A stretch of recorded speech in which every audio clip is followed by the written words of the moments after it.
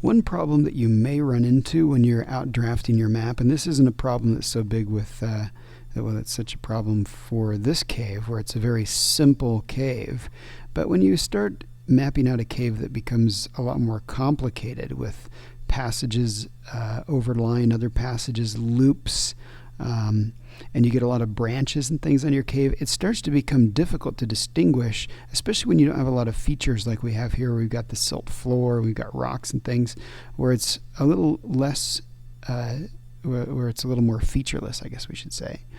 The problem that you run into is it's hard to distinguish, okay, well, which is the passage and which is the outside of the passage.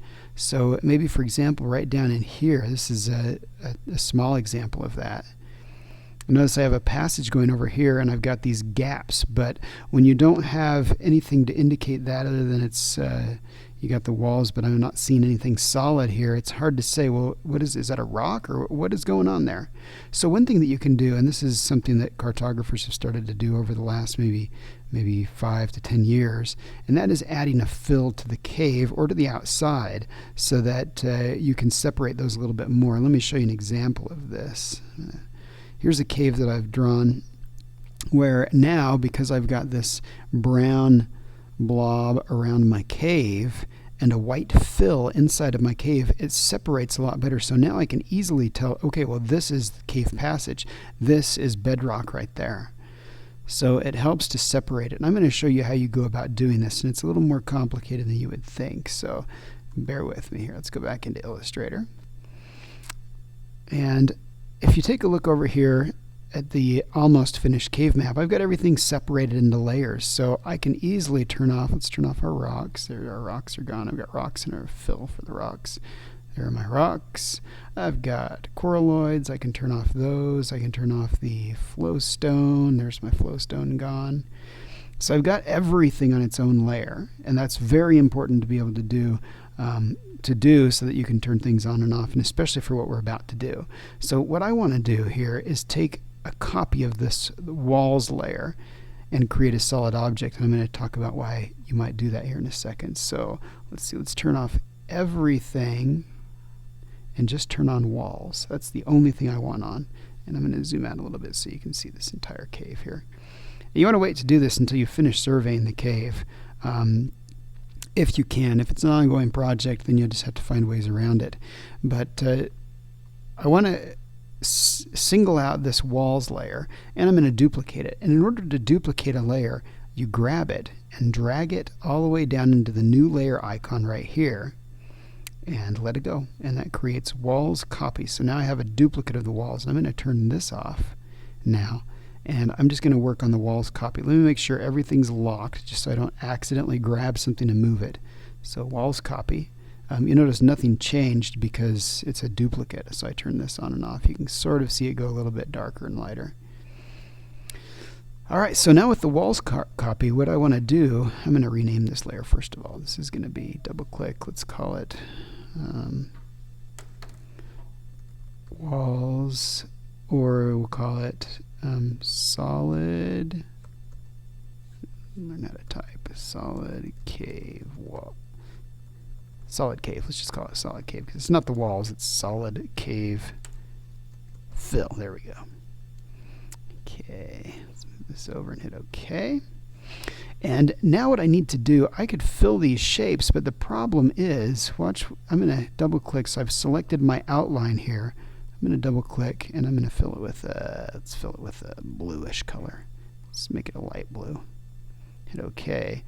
It filled it sort of down here where I've got a gap in my shape. It's filled it with a straight line right there, which is covering up something that I might need below. So I'm going to undo what I did. And what I want to do now at this point is figure out where is the solid shape here. So I'm going to zoom in here and I'm going to make this a solid shape. And in order to do that, there are no gaps right here that I need. So let's get rid of these lines here. I don't really need this anymore, so I'm going to delete it. Now I'm not really deleting my walls. Remember, I duplicated the layer, so my original layer is still there. And this is all going to be solid, so I need to split this line and join these together, so I'm creating one solid shape. And in order to do that, to split this line, I'm going to use over here, let's see, where's my scissors tool? Let's see if I can remember where that is. Under the hand? Nope. Is it under the pencil maybe? Nope. Come on, where are you? Scissors, eraser, there we go. Scissors tool.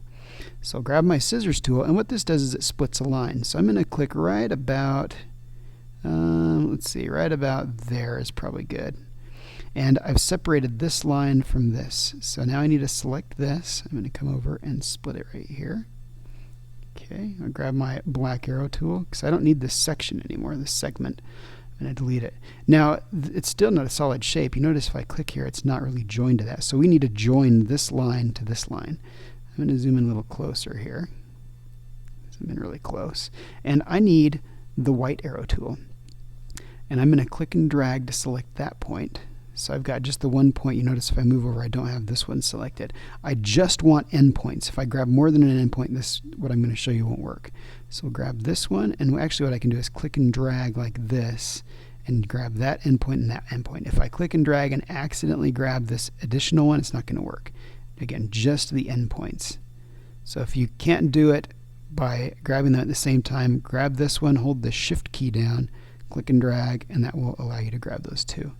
Now with those selected, I'm going to go up to Object, Path, Join, or Apple J. I'm going to use that, or Command J on the Mac. On the PC, it's Control J, and that will join it.